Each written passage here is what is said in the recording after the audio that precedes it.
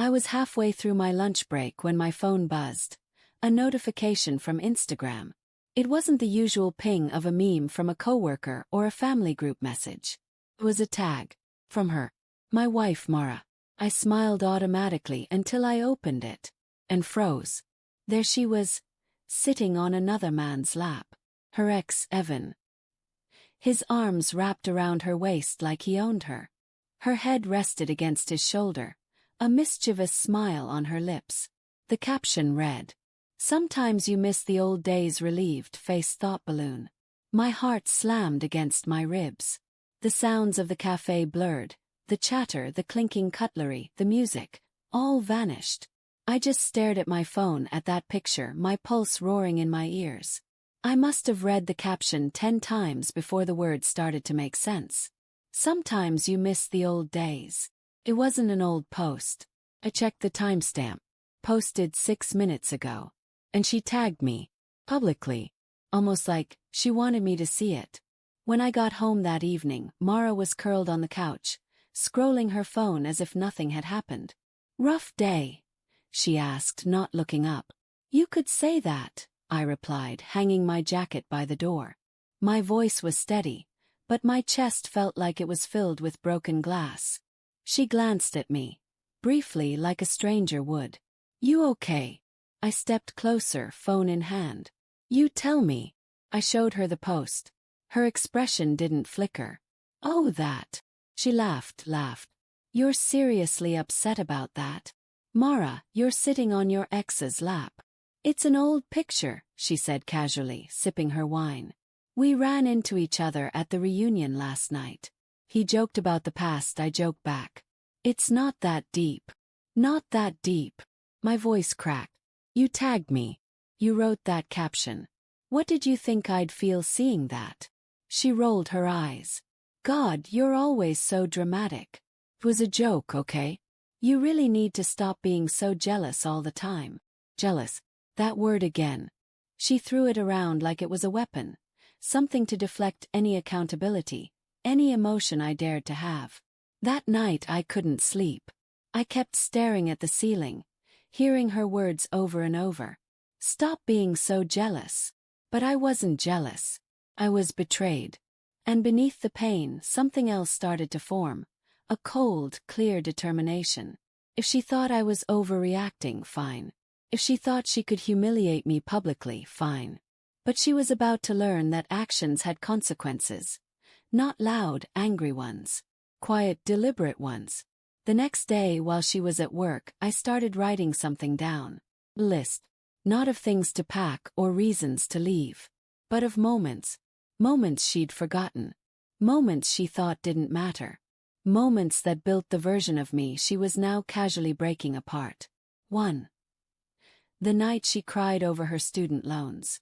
I stayed up till 3 a.m. calculating a payment plan. She said, "You make me feel safe." 2. When she got the flu and I called off work to make her soup, rub her back and watch those terrible reality shows she loved. 3.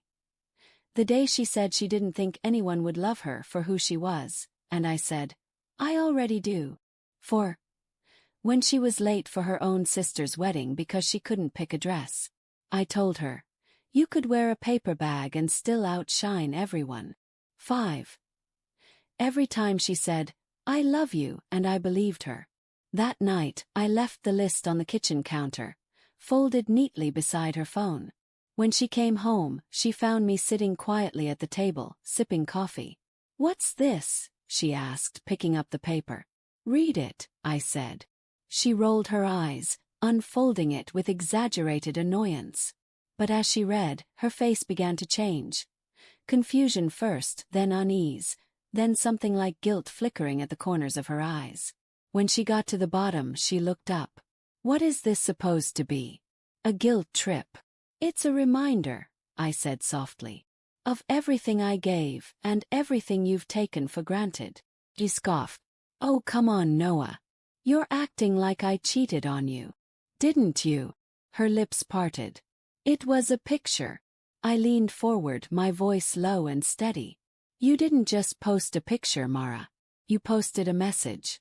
You told the world that what we have isn't enough. that you miss someone else, that you miss the old days. You made me look like a fool in front of everyone we know. Her jaw tightened. You're twisting it. Am I? Yes. Then tell me this. Did he touch you at that reunion? She hesitated. It was just a hug. How long? She stared at me, saying nothing. That's what I thought, I said quietly. You didn't miss the old days. You missed being wanted by someone new. Someone who doesn't know how selfish you've become. For a moment she didn't say anything. Then she smirked, that cold, familiar smirk she used when cornered. You know what your problem is, she said. You make everything so intense. You overthink, you overanalyze, and you suffocate people. Maybe that's why I missed the old days, because I used to feel free. Her words sliced through me. I stared at her for a long moment, then nodded slowly. You're right. Her brows lifted, surprised. You want freedom, I said, standing up. You've got it. The next morning, she woke up to find the house half empty. My clothes gone. My desk cleared. My keys left on the counter beside the list. But I'd added something new to the bottom. 6. Sometimes you miss the old days. But not enough to relive the worst parts of them. I didn't block her. I didn't text her. I didn't even respond to the dozens of messages that came later that week. Because silence, real silence, speaks louder than any argument. 2 weeks later, she showed up at my new apartment. I almost didn't open the door. But curiosity, or maybe closure, made me turn the handle. She looked different. Ill. Tired. Holding that same piece of paper, crumpled and smudged. Can we talk? She whispered.